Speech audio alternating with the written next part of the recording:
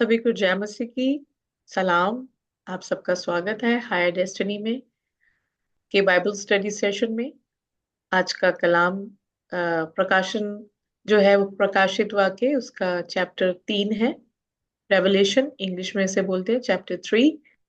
और हमारे बीच में है सिस्टर रितु गिल जी जो हमें वचन समझाने में हम खुदा की तरफ से हमारी मदद करेंगी। हम आपका धन्यवाद करते हैं सिस्टर रितु जी। बहुत बहुत स्वागत है आपका। और हमारे बीच में ब्रदर जाविस चार्ल्स हैं, सिस्टर सिया दास हैं। ये सब यहाँ पे कलाम के लिए अ, सुनने और पढ़ने के लिए आए हैं। और ब्रदर जाविस जो है वो हमारी बाइबल स्टडी में हमारी हेल्प करेंगे। Thank you so much. Sister, over to you. Thank you very much. खुदा हम सबको आशीष और बरकत दे जब हम खुदा के वचन को इस दौरान जो है वो पढ़ते हैं और इस प्रकाशित वाक्य की पुस्तक को जो है हम समझते हैं। आप सभी का स्वागत है जो वीडियो से भी हमारे साथ जुड़ेंगे। खुदा आपको भी बरकत दे और आपको आशीष दे। इससे पहले कि हम अपने लेसन स्टडी में जाएं, आए अपने सिरों को झुकाएंगे और प्रार्थना में जाएंगे।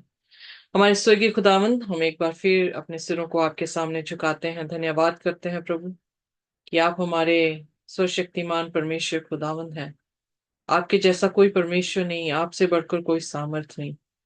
प्रभु, होने दे कि आप हमें अपनी आशीष और बरकत से भरे। जब आपके कलाम को हम खोलते हैं, जब इस प्रकाशित वाक्य को हम पढ़ते हैं खुदावंद, जो कि पांचवी कलीसिया है, प्रभु आप हमारी मदद करें ताकि खुदावंद हम इसको समझ सके और जो आप पैगाम हम तक पहुंचाना चाहते हैं वो पैगाम हम तक पहुंच सके।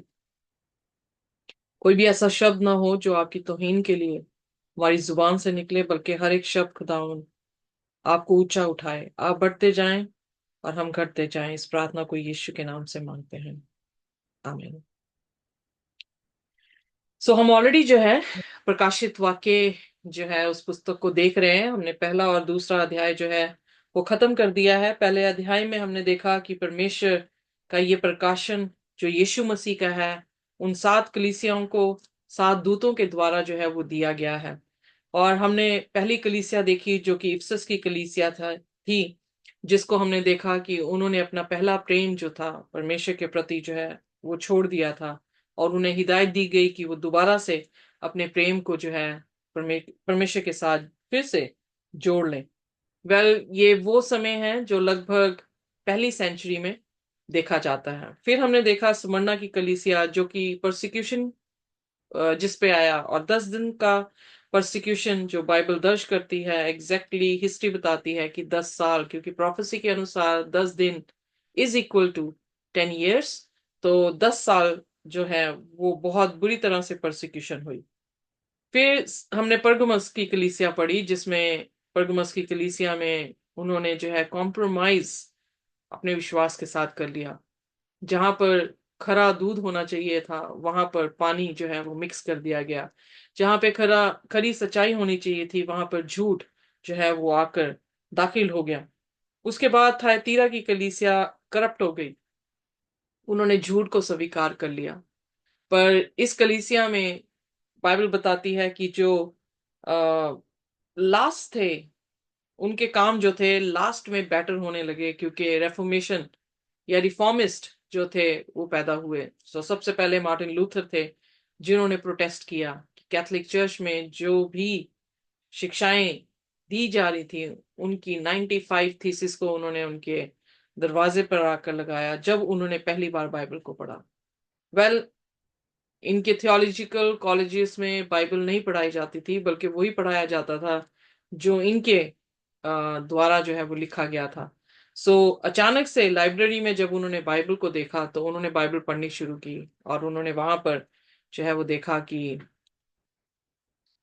परमेश्वर का वचन जो है वहां पे देखने को मिला। I am sorry, there is some.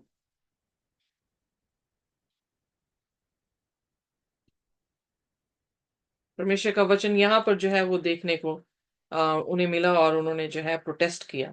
Well जितने रोमन कैथोलिक चर्च थे उन्होंने जो है इसके इनको एक्सक्यूमिनिकेट कर दिया, और जितने लोगों ने विश्वास किया उनको भी जो है मार दिया गया।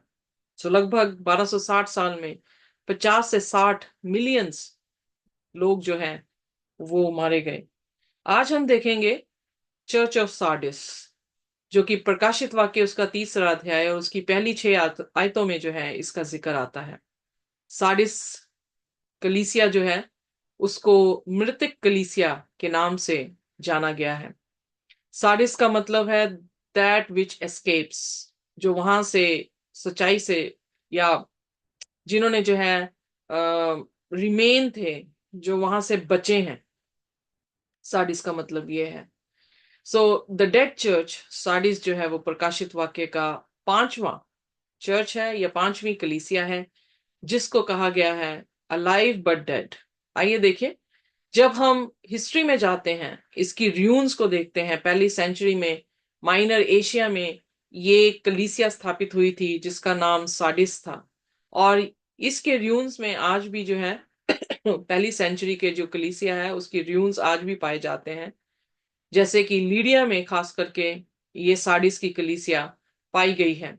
बताया जाता है कि ये 1500 फीट ऊंचाई में जो है बसा हुआ एक शहर था, और ये बहुत ही ओवर कॉन्फिडेंट शहर था जिसके ऊपर बहुत अचानक से डिस्ट्रक्शन जो थी वो आई थी। 40 मील फिलाडेल्फिया की कलीसिया से ये थोड़ा दूर था, और इप्सस से ये 100 मील की पूरब की तरफ जो है इसकी स्थापना थी। ये लीडियन किंगडम का जो था वो कैपिटल थी सार्डिस, और लीडिया की कैपिटल होने के नाते इनका इस जगह का जो राजा था वो क्रोसिस था, जो 546 बीसी में राज कर रहा था। पर ये कहानी जो थी वो बहुत प्रचलित थी इस इलाके की, इसलिए इस कहानी से इस इलाके को जो है वो जाना जाता था। जो चर्च है सार्डिस में यानी टर्की में जो पाया जा रहा है वो थाइतीरा से 30 मील की दूरी में साउथ ईस्ट में पाया जाता है। Located at the foot of Mount Tmolus near the Hermus river. So ये उसका थोड़ा सा बयान है, उसकी लोकेशन को जो है वो दिखाया जा रहा है, और बताया जा रहा है कि ये ऐसी पहली कलीसिया थी या पहला शहर था जिसने सिक्का बनाया था। So it is the birth place of modern money. ये बहुत ही ऊंचाई में होने के कारण कॉन्फिडेंस इनके पास इतना था कि कोई इनको हरा नहीं सकता था। पर हिस्ट्री बताती है कि साइरस ने, जो राजा मादी और फरीसियों का था, जब हमने दानियल की पुस्तक पढ़ी तो वहां पर जिक्र आता है कि उसे भालू के मानिंद दिखाया गया, और भालू के मुंह में 3 पसलियां थी, जो कि 3 राज्य थे जिनको उन्होंने हराया था, बाबुल को, मिस्र को और लीडिया को। सो ये 3 राज्य में हम देखते हैं कि वो उन पर फतेह हासिल किए थे। सार्डिस लीडिया की कैपिटल थी, तो यकीनन है कि मादी और फरीसियों ने इन्हें खत्म किया। और कहानी इस तरह से बताई जाती है कि वो डिस्ट्रक्शन इन पर कैसे आया जबकि बड़ी ऊंचाई में थे, और उन पर फतेह हासिल करनी वैसे ही मुश्किल थी जैसे बाबुल पे करनी थी, क्योंकि बाबुल की इफरात नदी थी और यहां पर उनकी ऊंचाई थी जिसे पार करके मादी और फरीसी, जो कि पूरब का राजा था, उसे जो है वो फतेह हासिल करनी थी। सो क्या हुआ कि जो मादी और फरीसी के फौज थी वो इसी निगाहों में थी, वॉच में थी कि किस तरह से जो है इन्हें खत्म किया जाए। उन्होंने जो है घेर रखा था, पर वहां तक पहुंचना उनके लिए बड़ा नामुमकिन था। पर क्या हुआ कि जब उनका एक फौजी तैनात था और उसे नींद आई और उसका हेलमेट जो है वो गिरा, तो वो फौजी एक सीक्रेट प्लेस से जो था उस हेलमेट को लेने के लिए निकला। इतने में मादी फरीसियों ने उस सीक्रेट प्लेस को उनकी जो है वो देख लिया। वो बड़ी नैरो पाथ थी, और उस जगह को जब उन्होंने देखा तो साइरस की जितनी भी फौज थी उन्होंने उसी रास्ते से जो है इस देश पर जो है वो फतेह हासिल की। केयरलेस और इग्नोरेंस होने के कारण ये जो थे वो लाइफलेस हो गए, और ओवर कॉन्फिडेंस उनका जो है एकदम से अचानक से जो है वो खत्म कर दिया गया। ये लगभग कलीसिया जिस तरह से बयान आता है प्रकाशित वाक्य में, लगभग 1517 एडी से लेकर 1798 एडी के बीच का समय जो है वो देखने को मिलता है। क्योंकि यहां पर जो इंट्रोडक्शन प्रभु यीशु मसीह ने दी है वो ये दी है। आइए देखिए प्रकाशित वाक्य उसका 3 और उसका पहला वचन। जी, प्रकाशित वाक्य 3, सरदीस को संदेश। सरदीस की कलीसिया के दूत को यह लिख, जिसके पास परमेश्वर की 7 आत्माएं और 7 तारे हैं। वह यह कहता है कि मैं तेरे कामों को जानता हूँ। तू जीवित तो कहलाता है, पर है मरा हुआ। ओके, सो यहाँ पर जब इंट्रोडक्शन, हमने ऑलरेडी जो है सातों कलीसिया की इंट्रोडक्शन को देखा है, और परमेश्वर ने सातों कलीसिया की बीच में अपनी इंट्रोडक्शन इस तरह से दी है जिस तरह की उनकी स्पिरिचुअल इंटरनल कंडीशन थी। पर यहां पर हम देखते हैं कि जब परमेश्वर ने परगमस की कलीसिया को कहा तो वहां पर अपने स्वॉर्ड का जो है वो जिक्र किया है, जो कि हम देखते हैं कि कॉन्स्टेंटाइन का स्टैचू में कॉन्स्टेंटाइन जो है अपने स्वॉर्ड को पकड़े हुए है। और जब हम थाइतीरा की देखते हैं तो वहां पर सन ऑफ गॉड करके अपने आप को उसने दिखाया है, जो कि ये सन गॉड की वर्शिप कर रहे थे। तो परमेश्वर ने सन ऑफ गॉड अपना टाइटल देकर उनसे बात की है। यहां पर सार्डिस की कलीसिया में हम देखते हैं कि परमेश्वर उनसे कैसे बात कर रहा है, कि जिसके पास 7 आत्माएं हैं। प्रकाशित वाक्य उसका पहला उसके चौथे वचन में जो है, जब प्रभु यीशु मसीह अपनी introduction as a risen Christ दे रहे हैं, तो वहां पर जिक्र करते हैं कि वो परमेश्वर जिसके पास क्या है, 7 आत्माएं हैं। 7 आत्माएं या 7 अंक जब हम प्रोफेसी में देखते हैं तो इसका मतलब ये नहीं कि 7 पर्सन है। ओके, इसका मतलब ये कि 7 अंक जो है वो टोटलिटी को, परफेक्शन को दिखाता है। सो ये वो परमेश्वर है जिसके पास परफेक्ट स्पिरिट है। जब इंसान की उत्पत्ति हुई तो खुदा ने उसको मिट्टी से और अपने श्वास से बनाया था। और यहां पर जब परमेश्वर ये कह रहा है कि तुम दिखते तो जीवित हो पर तुम क्या हो, मृतक हो, इसका मतलब शरीर जो बनाया, जो ढांचा बनाया है, सिर्फ शरीर में है, उसमें आत्मा नहीं है। एग्जैक्टली जैसे यकूब की पत्री में यकूब दूसरे अध्याय में कहता है कि विश्वास बिना कार्य क्या है, मुर्दा है। मुर्दा। उसी तरह से मिट्टी बिना श्वास के या बिना आत्मा के क्या है, मुर्दा है। सो इसलिए यहां पर जो कंडीशन बताई गई है, ओवर द सेंचुरी चर्च की जो कंडीशन बनी है वो ये हुई है कि वो इमारतें तो खड़ी हैं, लोग तो हैं, पर उनमें खुदा की आत्मा काम नहीं कर रही। तो वो क्या कह रहा है, आई नो योर वर्क्स, मैं तुम्हारे कामों को जानता हूं, that you has a name, तुम्हारे पास नाम है। नाम बाइबल में उसका क्या मतलब है? नाम का अर्थ है रेपुटेशन। हमारा रेपुटेशन क्या है? वेल, यहां पर परमेश्वर प्रॉब्लम बता रहा है, पर उसने सोल्यूशन किसको दिखाया है? जिसके पास 7 आत्माएं हैं। सो वो सोल्यूशन कोई और नहीं, प्रभु यीशु मसीह है, जिसके पास परफेक्ट आत्मा है, जो आपको जिला सकती है, जो आपको जीवित प्राणी बना सकती है, जो आपको स्पिरिट फिल्ड सोल जो है वो बना सकती है। जब पहला कुरिन्थियों उसका 15 और उसकी 45 में हम पढ़ते हैं, आइए मैं सब पढ़ दें। पहला कुरिन्थियों उसका 15 और उसकी 45 आयत।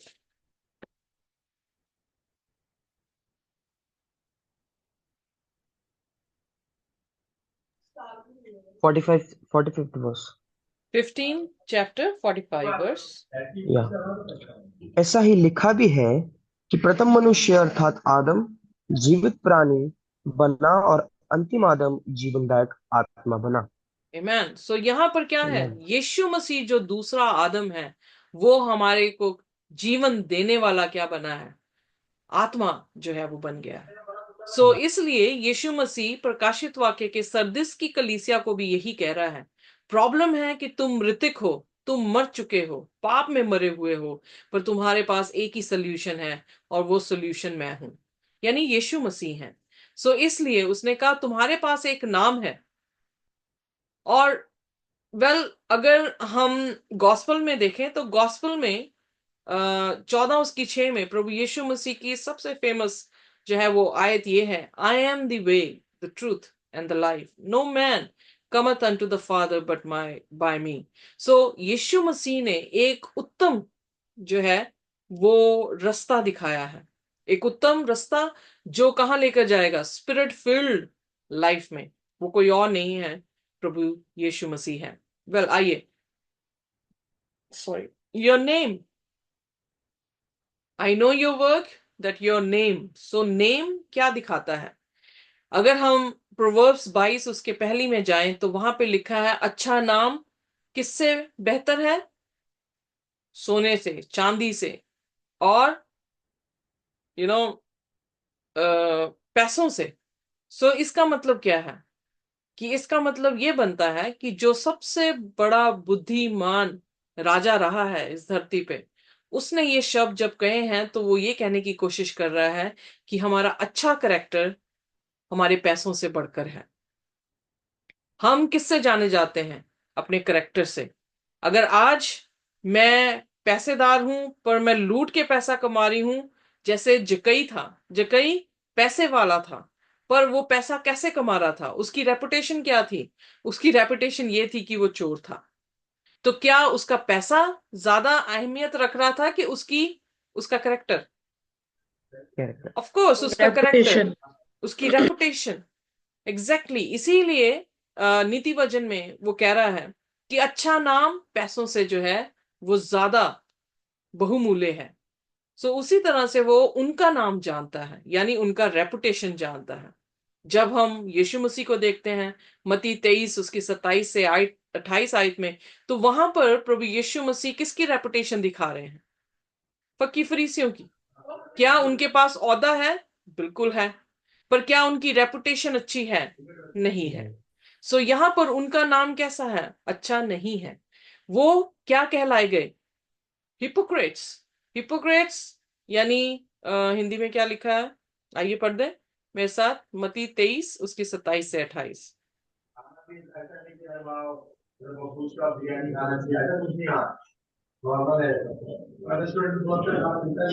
प्लीज माइक्रोफोन ऑफ कर दे।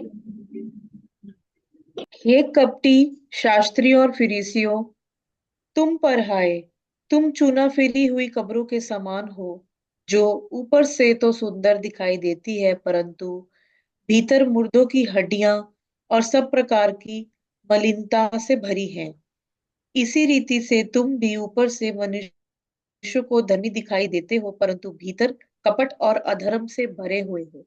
सो यहाँ पर फकी फरीसियों की रेपुटेशन अच्छी थी कि बुरी थी? उनका नाम कैसा था? बुरा था। क्यों? क्योंकि उनके चरित्र जो थे वो अच्छे नहीं थे। उनकी समानता एक कब्रिस्तान की कब्र से की गई है, जो ऊपर से तो सफेद है पर कब्र के अंदर क्या होता है? हड्डियों का हड्डी। ढांचा, जहां पे बहुत सारे चींटियां हैं, बहुत सारे यू नो कीड़े। कीड़े हैं। Right, exactly, thank you.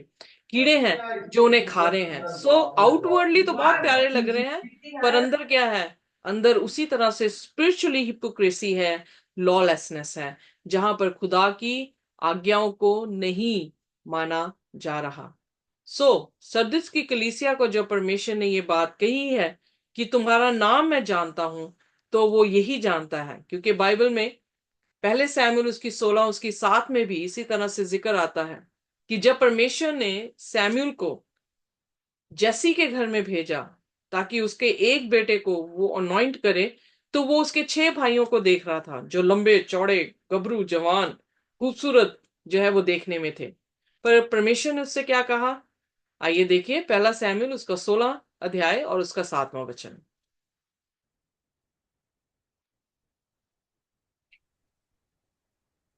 16 अध्याय उसका 7वां वचन जी। परंतु यहोवा ने शामूएल से कहा, ना तो उसके रूप पर दृष्टि कर और ना उसके कद की ऊंचाई पर, क्योंकि मैंने उसे अयोग्य जाना है। क्योंकि यहोवा का देखना मनुष्य का सा नहीं, मनुष्य तो बाहर का रूप देखता है, परंतु यहोवा की दृष्टि मन में रहती है। एग्जैक्टली, खुदा किसको देख रहा है? खुदा ने आपको जज कैसे करना है? मुझे जज कैसे करना है? हमारे अंदर को देखकर। हमारे जी। अंदर में क्या है? हमारे तरबियत है, हमारा करेक्टर है, हमारी सोच है, हमारी इंटेंशंस हैं। सो परमेश्वर इसीलिए हमारे कामों के जरिए हमें बदला देता है। इसीलिए बाइबल में लिखा प्रकाशित वाक्य के 22 उसकी 12 में कि देखो मैं जल्द आता हूं और तुम्हें तुम्हारे कामों के अनुसार बदला देने के लिए आता हूं। सो इसलिए हम कितने अच्छे बाहर से दिख रहे हैं, उससे खुदा जो है वो क्या कहते हैं, प्रसन्न नहीं होता। पर कितने हम खूबसूरत हैं अंदर से, हमारी सोच में कितनी पवित्रताई है, हमारी इंटेंशंस में कितनी पवित्रताई है, वो खुदा को जो है वो भाती है। सो यहां पर भी सरदिस की कलीसिया देखने में उनके बड़े बड़े चर्चेस हैं। अगर आप जाके देखें पेपसी के, रोमन कैथोलिक में चर्चेस खूबसूरत हैं, पर अंदर क्या है? क्या खुदा को भाते हैं? क्या खुदा के हुक्म को मान रहे हैं? नहीं। बाइबल में लिखा उसी तरह से है जैसे फक्की फरीसी हिपोक्रेट थे, लॉलेसनेस उनमें भरी हुई थी।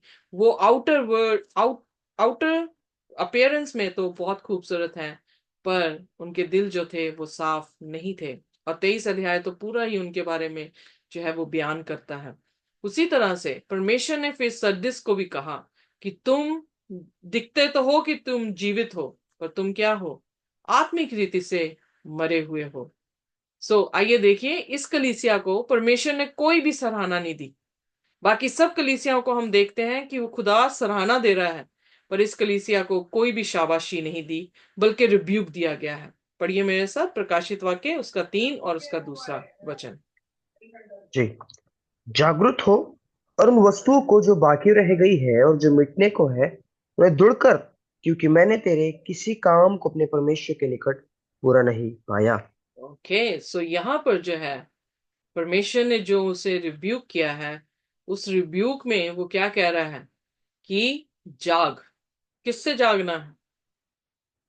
अपनी नींद से जागना है। किस नींद से जागना है? जो हम आत्मिक रीति से क्या कर रहे हैं, अपने आप को जिला नहीं रहे। हम अपने आप को आत्मिक बातों में जो है वो खत्म कर चुके हैं। हम पापों में इतने व्यस्त हैं कि हमारी आत्मिक आंखें क्या हो गई हैं? बंद हो गई हैं। इसलिए क्या कह रहा? बी वॉचफुल, जाग, उठ जा। Strengthen the things which remains. इसीलिए सार्डिस का नाम क्या है? द थिंग्स विच रिमेन्स और एस्केप्स। सो एस्केप। कहने का अर्थ यह है कि जो बच गया है तेरे पास, उसको क्या कर? मजबूत कर। बचा यस। क्या है? जो रिफॉर्मर्स आ रहे हैं, चाहे थोड़ी थोड़ी देर बाद आ रहे हैं, पर वो कुछ ना कुछ सच्चाई जो है वो लेकर आ रहे हैं, पर उन्होंने उस सच्चाई को भी जो है वो ग्रहण नहीं किया है। अब जो थोड़ा सा रह गया है तुम्हारे पास, क्योंकि मार दिए गए हैं रिफॉर्मिस्ट, तो जो रह गए हैं उस चीज को क्या करो? पकड़े रहो, अपने आप को मजबूत करो। और जो अब यहां पर जो है कह रहा है which remain that are ready to die. जो थोड़ा रह गया है वो भी खत्म होने वाला है, तो क्या करो? जो रह गया है उसको पकड़े रहो। For I have not found your works perfect before God. क्योंकि खुदा ने एक भी काम वहां पर क्या देखा है? बिल्कुल भी सिद्ध हुआ हुआ नहीं देखा है। यानी पाप इस कलीसिया में, जो कि 1260 साल के दरमियान जिस कलीसिया का जिक्र आया है, उस कलीसिया में जो है खुदा ने देखा कि उस कलीसिया ने खुदा के सत्य को जो है वो पैरों में रोल दिया, खुदा के सत्य को इनकार कर दिया और अपने ही चाल में जो है वो चलने लग गए। Watch means to keep eye over relationship. हमें जागते रहना है और क्या करना है? आत्मिक तरीके से हमें अपने रिलेशनशिप को परमेश्वर के साथ क्या करना है? मजबूत करना है। उस रिलेशनशिप में किसी भी तरह से हम ठंडे ना पड़ जाएं, गर्म रहें, परमेश्वर के साथ जुड़े रहें। भट्टी में कोयला पड़ा रहता है तो वो जलता रहता है, पर अगर उसी कोयले को भट्टी से बाहर निकाल दिया जाए तो वो क्या हो जाएगा? ठंडा हो जाएगा। इसलिए वॉचफुल रहने का मतलब ये है कि जी जी खुदा जी। की उस गरमाइश में, खुदा के उस कलाम में हम जो है गरमाइश लेते रहें, ताकि हम ठंडे ना पढ़ सकें। जो रिमेन है यानी जो रह गया है, जो इम्प्रूवमेंट रिफॉर्मिस्ट ने की थी, जैसे मार्टिन लूथर ने या जॉन कॉक्स नॉक्स ने जो है वो आकर खुदा के कलाम को उनके सामने खोला था, वो भी क्या हो रहा है, मर रहा है। यानी उस पर भी तवज्जो जो है वो नहीं दी गई। तो खुदा ने फिर वार्निंग दी है इस कलीसिया को। आइए देखिए उसके तीसरे वचन में। ठीक।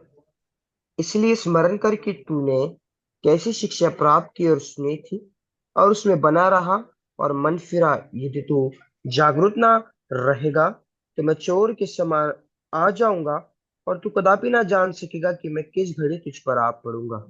सो इस कलीसिया को जब खुदावन यीशु मसीह ने ये कहा कि मैं चोर के मानिंद आ जाऊंगा, तो ये कलीसिया की हिस्ट्री वो मालूम, उन्हें मालूम थी कि इसका मतलब ये नहीं कि खुदा जो है वो सीक्रेट रैप्चर करेगा, पर उनके लिए ये मालूम था कि जिस तरह से मादी और फरीसियों ने अचानक जो है डिस्ट्रक्शन, अचानक उन पर धावा जो है वो बोला था, उसी तरह से यीशु मसीह का आना भी जब हम एक्सपेक्ट नहीं कर रहे होंगे, जब हम ओवर कॉन्फिडेंट होंगे कि शांति और इत्मीनान रहेगा, प्रॉस्पर करेंगे, उसी टाइम यीशु मसीह जो है वो इस धरती पर आ जाएंगे और उनके लिए ये कैसा होगा, चोर की मानिंद होगा।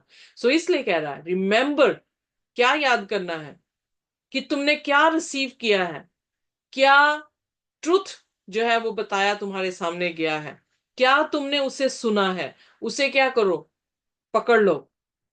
जो सच्चाई हमें मिलती है उसे हमें जाने नहीं देना, उसे पकड़ लेना है। और जब सच्चाई हमें ये कहती है कि हम जो है प्रैक्टिस रॉन्ग कर रहे हैं, तो बाइबल में लिखा रिपेंट। रिपेंट का मतलब यू टर्न। अगर ऐसे चल रहे हैं तो बिल्कुल ऐसे चलना शुरू हो जाओ। अगर हम पाप में चल रहे थे, अब हमने मुड़ के किस तरफ चलने लग जाना है, खुदा की तरफ। यानी पाप की तरफ चल रहे हैं, पर अब हम क्या कर रहे हैं, खुदा की तरफ मुड़ गए हैं। सो जैसा खुदा कह रहा है वैसे हम करने लगते हैं। सो इसलिए कहता, तुम अगर नहीं वॉच करोगे, अगर तुम्हारी क्लोजनेस मेरे साथ नहीं हुई, अगर तुमने खुदा के कलाम को नहीं समझा, तो मेरा आना तुम्हारे लिए चोर की मानिंद हो जाएगा। सो आइए देखिए पहला तस्लोनियन उसका 5 और उसकी पहली आयत से जो है हम पढ़ना शुरू करेंगे। पहला तस्लोनियन उसका 5 अध्याय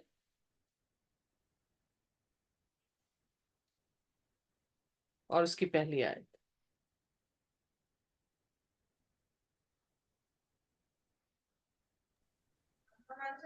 जी। जी। पर हे भाइयों, इसका प्रयोजन नहीं कि समय और कालों के विषय में तुम्हारे पास कुछ लिखा जाए, क्योंकि तुम आप ठीक जानते हो कि क्योंकि तुम आप ठीक जानते हो कि जैसे रात को चोर आता है, वैसे प्रभु का दिन आने वाला है। जब लोग कहते होंगे कि कुशल है और कुछ भय नहीं, तो उन पर एकाएक विनाश आ पड़ेगा, जिस प्रकार गर्भवती पर पीड़ा, फिर और वे किसी रीति से बचेंगे। पर हे सो भाइयों या पढ़ते पढ़ते पर हे भाइयों, तुम तो अंधकार में नहीं हो कि वह दिन तुम पर चोर की नाई आ पड़े। छठवीं क्योंकि भी तुम पढ़ना है। क्योंकि तुम सब ज्योति के संतान और दिन की संतान हो। हम न रात के हैं न अंधकार के हैं। इसलिए हम औरों की नाई सोते न रहे, पर जागते और सावधान रहे। आमेन। सो यहाँ पर क्या कहने की कोशिश कर रहा पौलुस कि वो दो तरह के लोग बता दिए यहाँ पर उसने। एक जो ज्योति के हैं, दूसरे अंधकार के हैं। एक जिनके लिए यीशु मसीह का आना चोर के मानिंद नहीं है, एक जिनके पास जिनके लिए यीशु मसीह का आना चोर के मानिंद है। एक वो जो क्या कर रहे हैं, शांति सेफ्टी का प्रचार कर रहे हैं, और दूसरे क्या कर रहे हैं, वॉर्न कर रहे हैं, खुदा के सुसमाचार को सुना रहे हैं कि खुदा के वचन में जो है वो क्या लिखा है। फिर बाइबल फर्दर 6वें वचन में क्या कह रही है, एक वो जो सो रहे हैं, दूसरे वो जो कि क्या है, जाग रहे हैं। हम किस ग्रुप में होना चाहते हैं? अगर हम सोच रहे हैं कि हम इस ग्रुप में हो कि खुदा का आना हमारे साथ चोर की मानिंद ना हो, तो फिर हमें खुदा के कलाम में मजबूत होना पड़ेगा। जो सच्चाई हमें हमारे तक पहुंची है उस सच्चाई में चलना पड़ेगा, और खुदा के साथ दुआ में जो है वो निरंतर अनसीजिंग जो है वो प्रेयरफुल लाइफ में आना पड़ेगा, ताकि किसी भी तरह से हमारा क्लोज रिलेशनशिप खुदा के साथ ना टूटे, कि शैतान हमें भरमा ना सके। बाइबल में लिखा है वो लोगों के ऊपर जो शांति और सेफ्टी का प्रचार करते होंगे, उनके ऊपर क्या आ जाएगा? अचानक से ही पीड़ा आएगी। सो फॉल्स टीचिंग जो है, ये फॉल्स प्रॉफिट्स जो हैं, ये फॉल्स वननेस जो उनमें पाई गई है, वो ऐसी है कि जो मतलब बाइबल में लिखा है 2 Corinthians 4:4 में कि शैतान जो है वो हमारी आंखों को क्या कर देता है? अंधा कर देता है, ताकि हम परमेश्वर की उज्जवल ज्योति को, जो कि उसके सुसमाचार में है, उसे ना देख सके। सो अगर हम प्रभु यीशु मसीह की उज्जवल ज्योति को देखना चाहते हैं, तो फिर खुदावंद यीशु मसीह का दूसरी आमद की जो उसका प्रवेश है, वो हमारे लिए जो है चोर के माने नहीं है, यानी अनएक्सपेक्टेडली नहीं है, क्योंकि हम भविष्यवाणियों को देख रहे हैं। हम भविष्यवाणियों के जरिए से क्या हो रहे हैं? प्रिपेयर भी साथ में हो रहे हैं। और हम जानते हैं कि अगर ये चिन्ह हो गया, नेक्स्ट चिन्ह ये है, अगर वो भी हो जाता है, उससे आगे ये है, और इसके बाद प्रभु यीशु मसीह का जो है वो आना होगा। सो इसलिए हमारे लिए वो चोर के माने नहीं है। उसी तरह से जब हम पहला तस्सलोनियन उसकी 5 उसकी 2 में देखते हैं, for yourself know perfectly, perfectly. और सरदिस की कलीसिया में कोई भी ऐसा काम नहीं था जो परफेक्ट था, पर ये लोग क्या है? परफेक्टली जान रहे हैं किसको? खुदावन यीशु मसीह को और उसके दिन को। और इसलिए उनका दिन जो है उनके लिए जो है वो अचानक नहीं। वेल, जब हम पहली सेंचुरी की कलीसिया को देख रहे हैं, तो हम वहां पे भी देख रहे हैं कि जो उनके एनिमीज थे, वो अचानक ही उन पर अटैक किए। जब हम लिटरली ओवर द सेंचुरी इस कलीसिया को देखते हैं, तो इस कलीसिया में भी ऐसा ही हुआ। यीशु मसीह ने जब कहा, मैं देखो जल्द आता हूं, जल्द आता हूं का मतलब न्याय करने के लिए आता हूं, तो इस कलीसिया का, पेपसी का न्याय जो है वो कर दिया गया। 1798 में नेपोलियन ने जो है, जो कि फ्रांस का मतलब वहां पर राज्य कर रहा था, उसने जो है तंग आ गया था इसको जो है चुंगी देने में। यानी जितना टैक्स देना पड़ता था, अपने पापों की क्षमा के लिए भी पैसे देने पड़ते थे। तो जो नॉर्थ साउथ के जो राजा था, इफ यू रिमेम्बर, हमने दानियल 11 अध्याय पढ़ा था। सो साउथ का राजा जो था, जो इजिप्ट को दिखा रहा है, और इजिप्ट के बाद नेपोलियन, जिन जो जो ये विश्वास करते थे कि खुदा है ही नहीं, उन्होंने आके जो है वो पोप को गिरफ्तार कर लिया। पोप 81 ईयर्स ओल्ड था, और उसे जो है गिरफ्तार किया गया, और वो जेल में ही जो है उसका देहांत हो गया, यानी वो मर गया। और इसीलिए प्रकाशित वाक्य 13 अध्याय में हम देखते हैं कि वो एक इस बीस्ट को, इस पशु को, इस राज्य को एक घाव लगा, उसके बारे में जिक्र करता है। पर वो घाव भर गया, उसका भी जिक्र वहां पर आया है। सो वो घाव किसने लगाया? वो घाव जो था 1798 में नेपोलियन ने जो है पेपेसी में लगाया। सो जैसे प्रभु यीशु मसीह ने कहा था, वैसे ही फर्स्ट सेंचुरी में भी हुआ, वैसे ही ओवर द सेंचुरी जब सरदिस की कलीसिया का टाइम पीरियड था, वहां पर भी ऐसा हुआ। और उसी तरह से परमेश्वर हमारे टाइम में भी जो है इसी तरह से करने वाला है, कि जब अपनी दूसरी आमद, अपने न्याय के बाद हमें बदला देने के लिए आने वाला है, तो वो अचानक से उन लोगों के लिए होगा जिनको कोई ख्याल ही नहीं होगा, जो खुदा के कलाम को पढ़ ही नहीं रहे, उन्हें पता ही कुछ नहीं है। पर जो पढ़ रहे हैं, उनके लिए वो चोर की माने नहीं होगा। आइए देखिए फिर खुदा ने इस कलीसिया को काउंसिल क्या दी, यानी सलाह क्या दी। और प्रकाशित वाक्य उसका 3 उसकी 4 आयत में पढ़ेंगे। जी।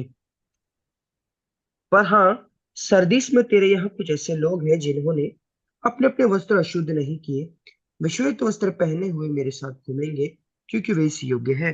हालेलुया, थैंक आमीन। गॉड कि उस मृतिक कलीसिया में भी खुदा के कुछ ऐसे थे जो जीवित थे, जिनके पास खुदा किया दिया हुआ शरीर भी था, और जिनके पास खुदा की दी हुई आत्मा भी थी। और बाइबल में लिखा कि उन्होंने अपने वस्त्र मैले नहीं किए। वस्त्र क्या है? खुदा की धार्मिकता है। हमें खुदा अपनी धार्मिकता से ढांपता है। पाप के कारण जो नंगापन आदम और हवा के पास आया, वही आज हमारे पास भी आता है। नंगापन जो कि पाप के जरिए से हमें आता है, और उन वस्त्रों को उठा देता है जिस वस्त्र से हम स्वर्ग की बादशाह में प्रवेश कर सकते हैं। पर जब हम प्रभु यीशु मसीह को ग्रहण करते हैं, उसके विश्वास में आते हैं, उसके साथ चलना शुरू करते हैं, पाप को छोड़कर यीशु के रास्ते को अपना लेते हैं, तो खुदावन यीशु मसीह हमें अपने वस्त्र देता है। और वो वस्त्र क्या है कि दे शैल वॉक विद मी। वो वस्त्र गारंटी ये देते हैं कि हम उसके साथ चलेंगे। और फॉर दे आर वर्दी, क्यों चलेंगे? क्योंकि वो इस योग्य हैं। क्यों योग्य हैं? क्योंकि उन्होंने अपने वस्त्र किसी भी पाप के साथ मैले नहीं किए हैं, प्रभु यीशु मसीह के लहू से धुले हुए हैं, और यीशु की नजात को पहने हुए हैं। यहां पर भी शब्द आया है फ्यू नेम्स। यानी रेमनेंट है। रेमनेंट मतलब शेष, जो बचे हुए थे, दोज दैट एस्केप। कहने का मतलब सार्डिस की कलीसिया में रेमनेंट यानी जो बचे रहे, उनके बारे में जो है वो जिक्र करता है। मार्टिन लूथर 1519 में जो है रिफॉर्मर की तरह जो है वो आए, जिन्होंने जो है प्रोटेस्टेंट चर्च को स्थापित किया। लूथरन चर्च पहला प्रोटेस्टेंट चर्च था जो इस धरती पर आया। और हम बाकी जितने भी दूसरे चर्चेस हैं, अपने आप को प्रोटेस्टेंट तो कहते हैं, पर प्रोटेस्ट नहीं कर रहे हैं। और प्रोटेस्ट क्यों नहीं कर रहे हैं? क्योंकि हम उनके जैसे ही बन चुके हैं। बट अगर हम प्रोटेस्टेंट हैं तो उसका मतलब है कि हमने किसी चीज के लिए प्रोटेस्ट किया है, खिलाफत की है। और वो खिलाफत है परमेश्वर के घर में जो झूठ पिरोया गया, उस झूठ को जो है वो रद्द किया है हमने। इस ग्राफ में आप देख सकते हैं कि इस ग्राफ में सेंचुरीज आफ्टर सेंचुरीज जो हैं, खुदा के दास जो हैं वो आए हैं। उन्होंने खुदा के कलाम को जो है वो खुदा की सच्चाई को जो है वो दुनिया में प्रचार किया है। पर जितने जितने टाइम में वो आए हैं, उतने उतने टाइम में जो है उन्हें खत्म कर दिया गया। और जो है सरदिस की कलीसिया तक ये सुसमाचार पूर्ण तौर से कंप्लीट नहीं हुआ, और सरदिस की कलीसिया जो है वो मृत कलीसिया बन गई। पर जब हम अगले कलीसिया में जाते हैं, तब हम देखते हैं कि परमेश्वर एक दरवाजा फिर खोलता है। पर आइए देखिए प्रकाशित वाक्य उसका 16 और उसकी 15वीं आयत में। वहां पर भी प्रभु यीशु मसीह क्या कहते हैं? देखो, मैं चोर के मानिंद आता हूं। चोर के मानिंद का मतलब ये नहीं कि सीक्रेट रैप्चर होगा, कुछ पता नहीं लगेगा, क्योंकि खुदावन यीशु मसीह का आना विजिबल होगा। क्योंकि प्रकाशित वाक्य 1:7 में लिखा है हर आंख उसे देखेगी। उसका आना ऑडिबल होगा, क्योंकि उस समय एक तुरही जो है वो फूंकी जाएगी। या फिर दूसरे शब्दों में बयान किया है, जब हम दूसरा पत्रस पढ़ रहे थे 3रे अध्याय में, तो वहां पर जो आसमान है वो जो है पिघल जाएगा, तारे पिघल रहे होंगे।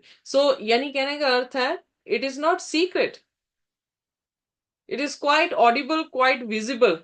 और हर कोई जो है वो जो पापी होगा वो अपनी छातियां पीटेंगे, और वो गुफाओं से कहेंगे कि हमें छुपा लो। कहीं पर भी सीक्रेट रैप्चर का जो है वो जिक्र नहीं आता है।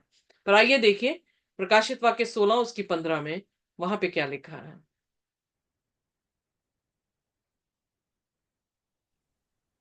जी। देख, मैं चोर के समान आता हूँ। धन्य है वह जो जागता रहता है और अपने वस्त्र की चौकसी करता है, कि नंगा ना फिरे और लोग उसका नंगापन ना देखे। यीशु मसीह चोर के मानिंद आता है, और धन्य है वह मनुष्य जो क्या कर रहा है? जाग रहा है। एक वॉचमैन का काम क्या होता है?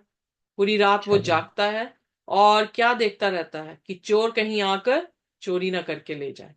उसी तरह से मती उसके 13 अध्याय में जब यीशु मसीह ने अच्छे बीज और बुरे बीज का दृष्टांत दिया, तो वहां पर जिक्र आया है, उसने कहा कि जो दास थे वो सो गए, और सोने पर क्या हुआ? चोर आया और चोर ने जो है जंगली बीज फेंक दिया। एग्जैक्टली वही चीज यहां पर हमें सीखने को दे रहा है कि हम अपनी जिंदगियों की चौकसी करें, जागते रहें। ओके, चाहे हम प्रचारक हों, चाहे हम सुनने वाले हैं, चाहे हम क्या भी कर रहे हैं, पर हम अपनी जाति जिंदगियों की चौकसी करें, और ऐसा ना हो कि हम सो जाएं और चोर जो है वो हमारे कपड़े उठा के ले जाए। हमारी गारमेंट्स की चौकसी करने को कह रहा है, हमारे वस्त्रों की चौकसी करने को कह रहा है, ताकि हम नंगे ना हो और शर्मिंदा ना हो, क्योंकि परमेश्वर चोर की मानिंद आता है। आपको पता भी नहीं लगेगा कि कब प्रभु यीशु मसीह आएगा। बाइबल में लिखा, कोई नहीं जानता, ना दिन ना दिहाड़ा। सो इसलिए हमारे लिए वो क्या है, एक तरह से अनएक्सपेक्टेड है, पर जो खुदा के कलाम को पढ़ते हैं उनके लिए ये अनएक्सपेक्टेड जो है वो इवेंट नहीं होगा। सो आइए देखिए फिर प्रकाशित वाक्य उसका 3 उसकी 5, इसमें खुदावंद यीशु मसीह उससे सरदिस की कलीसिया में जो शेष बच गए हैं उनसे प्रॉमिस करते हैं। जी।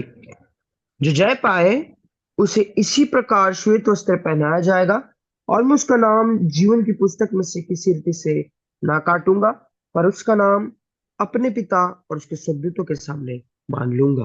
आमेन। सो यहाँ आमेन। पर वो क्या कर रहा है, जो जय पाए वो क्या पाएंगे, सफेद वस्त्र। वेल, रोम की ये टेंडेंसी थी या ये उनका रिवाज था कि जो भी ओवरकम होता था, जो भी जय पाता था, जिस भी तरह से उन्होंने जय पाई है, उन्हें सफेद घोड़े में बिठा के लाया जाता था, उन्हें सफेद कपड़े दिए जाते थे, उन्हें सफेद एक पत्थर दिया जाता था जिसमें उनका नाम लिखा होता था। सो वो ये दिखाता था कि ये विजयी हैं, ये जो है जीत पाए हुए लोग हैं। सो इसलिए परमेश्वर उस उनके ट्रेडिशन को भी जो है वो जानता है, और उन्हें क्या बता रहा है कि मैं भी तुम्हें क्या दूंगा, सफेद वस्त्र दूंगा, जो कि हमारी पवित्रता की धार्मिकता को दिखाता है। फिर वो कह रहा है दूसरी चीज कि मैं तुम्हारा नाम जीवन की पुस्तक से नहीं मिटाऊंगा। तीसरी चीज, मैं तुम्हारा अंगीकार पिता के सामने और दूतों के सामने जो हूं वो करूंगा। सो वेल, परमेश्वर ने ऐसे क्यों कहा कि मैं तुम्हारा नाम जीवन की पुस्तक से नहीं निकालूंगा? आइए देखिए प्रकाशित वाक्य उसका 20 उसकी 14 से 15वीं आयत तक। बहुत ही खूबसूरत आयत है जिसमें जिक्र आता है दूसरी मौत का। आइए पढ़ दे। प्रकाशित वाक्य 20 उसकी 14 और 15 है। जी। मृत्यु और आधे लोग आग की झील में डाले गए। ये आग की झील दूसरी मृत्यु है, और जिस किसी का नाम जीवन की पुस्तक में लिखा हुआ ना मिला, वह आग की झील में डाला गया। तो इसका मतलब दूसरी मौत भी है। एक मौत जो शारीरिक मौत हम मरते हैं, दूसरी मौत जो आग और गंधक में हम जो है वो मरेंगे। सो दो मौतें हैं, किन के लिए, जिनका एक ही जन्म हुआ है।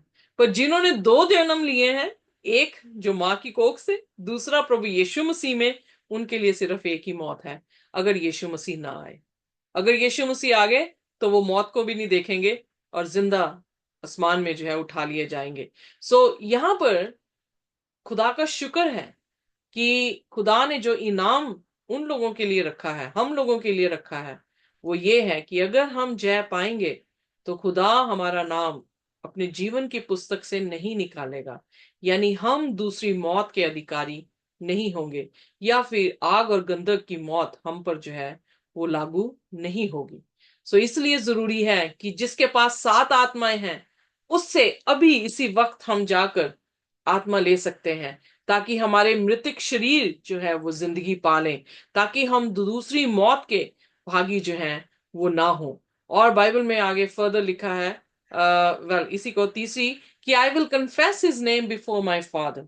मती 10 उसकी 33 में लिखा है, अगर तुम दुनिया के सामने मेरा इकरार करोगे तो मैं भी तुम्हारा इकरार पिता के सामने करूंगा। अगर तुम मेरा इनकार करते हो तो मैं भी तुम्हारा इनकार किसके जरिए, किसके सामने करूंगा, पिता के पिता। सामने कर दूंगा। सो यानी अगर वो इकरार नहीं कर रहा हमारा, तो पिता हमें क्षमा नहीं करेंगे और दंड हम पर होगा और दूसरी मौत हम पर जो है वो लागू होगी। पर अगर प्रभु यीशु मसीह हमारा इकरार कर देते हैं कि ये मेरे लहू के धुले हुए लोग हैं, तो खुदा हमारा नाम किस पुस्तक में लिखेंगे, जिंदगी की पुस्तक में जो है वो लिख देंगे। सो जब आदम और हवा के सामने आजमाइश आई, तो वहां दो पेड़ थे, एक जिंदगी का पेड़ और एक भले और बुराई और की बुरे। समझ का पेड़। उन्होंने जिंदगी के पेड़ को नहीं चुना, उन्होंने चुन लिया भले और भले और बुरे। बुराई के पेड़ को। आज हमारे सामने भी दो पेड़ हैं, एक जिंदगी का जो यीशु मसीह है, दूसरा मौत का जो कि भले और बुराई का है। हम किसका चुनाव जो है वो करते हैं, किसको चुनते हैं? हमें उसे चुनना है जिसके पास 7 आत्माएं हैं, जो हमारी जिंदगियों को जिला सकती हैं। जब वो सांस फूकेगा तो हम जीवित प्राणी हो जाएंगे। जब वो अपनी आत्मा फूकेगा तो हम जीवन भरे हुए प्राणी जो है, यानी आत्मा से भरे हुए प्राणी जो है वो बन जाएंगे।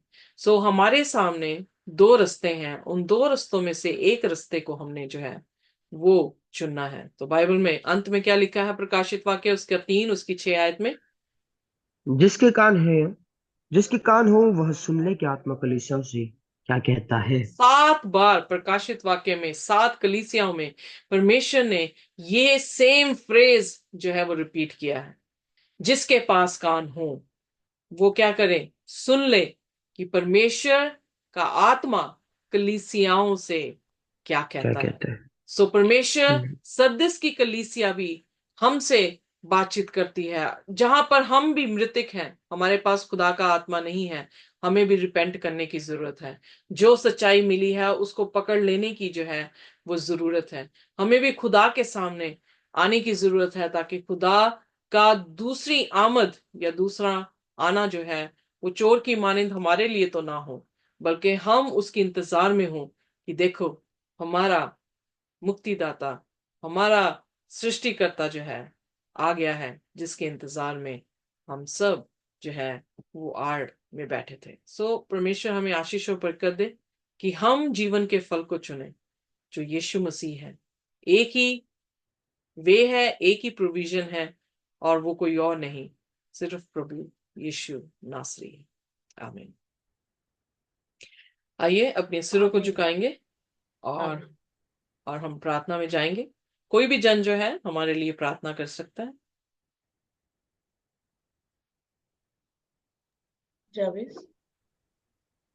या यस,